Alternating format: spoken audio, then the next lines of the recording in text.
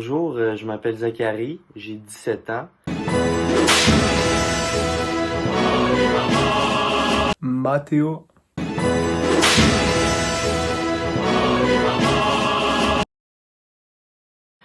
Ça fait environ 1 an que je fais de l'entraînement en salle. 2 ans. Oui, j'ai déjà pris des protéines, mais là, j'en prends plus parce que je trouve pas que ça m'apportait de meilleurs résultats. Non.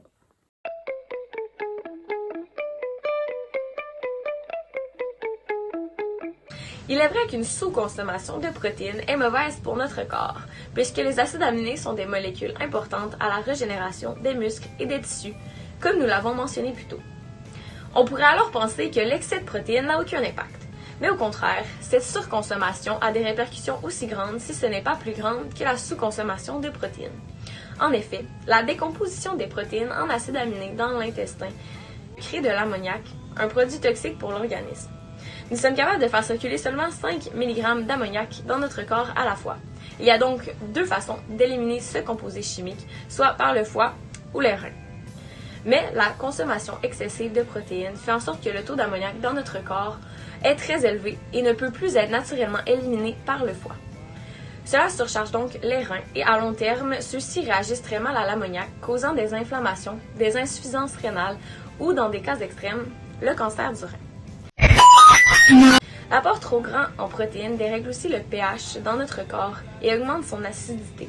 Cela peut entraîner, entre autres, des douleurs musculaires, des tendinites à répétition, des crampes et plusieurs autres.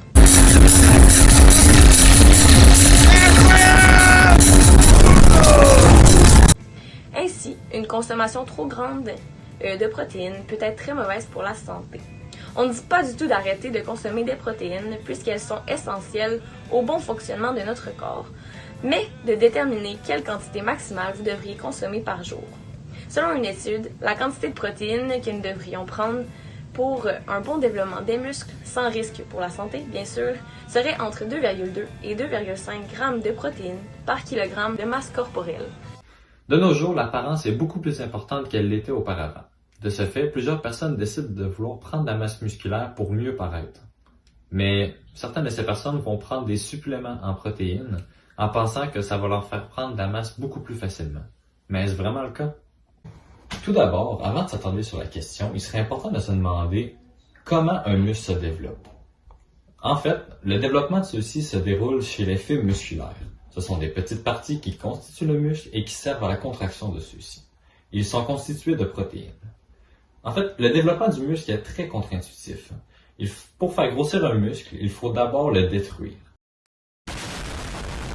Plus précisément, après un effort physique assez intense et de courte durée, le muscle se déchire. On parle alors d'une micro-déchirure au niveau des fibres musculaires. Ce sont donc ensuite les protéines qui se chargent d'aller reconstruire le muscle. Can we fix it? Yes, we can! Ain't nobody finishing nothing! I'm sorry, who are you? Yeah, this bitch, I just do it. I hop on the mic, little stupid, I fuck on it. Donc, après une déchirure, les acides aminés se dirigent vers le muscle déchiré pour commencer la reconstruction. Les fibres musculaires sont ensuite reconstruites pour être plus résistantes, soit en épaisseur, soit en longueur. Donc, en sachant que les suppléments sont remplis de protéines, on pourrait donc penser que c'est une bonne idée d'en consommer pour pouvoir augmenter sa masse musculaire. Mais tout n'est pas aussi simple. On peut donc logiquement déduire que les suppléments en protéines ne sont absolument pas nécessaires pour une prise de masse et peuvent même être néfastes si on les prend en mauvaise quantité. Les protéines se retrouvent dans la viande, les arachides et même les légumineuses. Tous des aliments qu'on est déjà censé consommer si l'on suit le guide alimentaire canadien. Donc ne dépensez pas votre argent dans les suppléments de protéines quand vous pouvez seulement commencer à manger plus sainement et plus équilibré.